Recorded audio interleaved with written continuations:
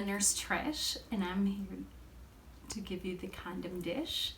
And I am here to talk to you about what's called negotiating condom use in a healthy female-male relationship.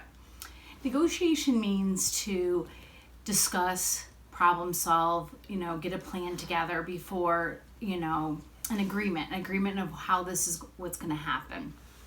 So what some recommendations and tips are for doing this is, and why you're doing this, is really for your sexual health.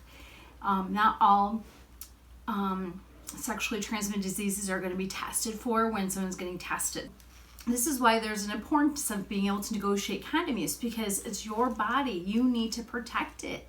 This is yours. You need to protect it. So to do that, condom use would be the most ideal way to do this. Being in a monogamous relationship would be more ideal to do this. But this is not how all relationships are. Everyone has their own ideal of what a relationship looks like. So there's, the importance of having a consensual relationship with somebody that you've dialogued with. Some tips in terms of negotiating condom use. It's and what it is and why it's happening, and some of the things that you might hear from a partner.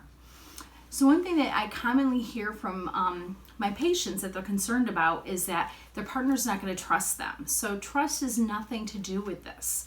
Trust, has nothing to do with trusting that this is a monogamous relationship, trusting that they've been sexually tested and screened for sexually transmitted diseases. So trust is not a part of why you want them to use a condom. You want them to use a condom because you want to be protected from sexually transmitted diseases. Another component that is don't count on the partner to bring the condom with them. You bring the condom with you, i.e., you don't have to use this exact model of bracelet or these earrings, but I did want to flash you a little bit of what I have. Thank you to my reception person, Bree, that made these for me. I do love them and I do appreciate them. So you bring the condoms with you because you cannot trust that the partner is going to bring those condoms with them, and so you don't want to be ill prepared.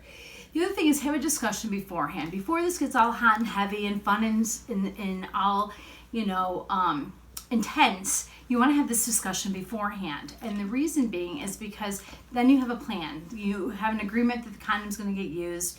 This is what it's going to look like. This is what our plan is. So really, discussion beforehand would be ideal before it gets all hot and heavy. So some folks are not sure how to, implement this, or they feel like it, diminishes the sexual experience. You can make this a very erotic experience. You can make this very erotic in the way of doing your own little fun little dance with them if you want with this. You can make this erotic in terms of how you even put the condom on the partner.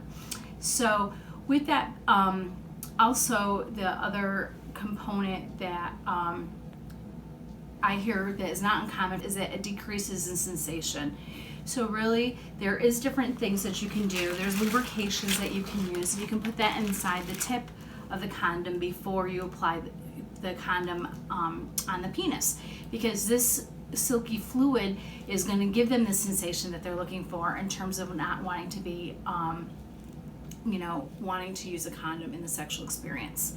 So there's a couple things I've heard from different patients about what they say to their partners that I think is kind of fun. And as a person that always thinks of things after the fact and says, oh gosh, I wish I said that, there's some things I thought was really fun that some people have said. If you kind of have a little sassy side to you and you have the ability to pull this off, you can always say, don't be silly, protect your willy. Or some other stuff that you can say that I found kind of fun is that, don't be a fool, protect your tool. And some of the things that I've heard them say, which, is not, you have to know your style. I don't know if this would necessarily be my style, but some people feel comfortable saying, don't use a rubber, I could find another. So it's really what your comfort level is. And really this is based on healthy relationships with people having equal relationship status with each other. This would not be something that would work if you're in an abusive relationship. Negotiating condoms is very difficult when you're in an abusive relationship with somebody that has the power in the relationship. So that is something I will discuss in another video coming up, so stay tuned with that.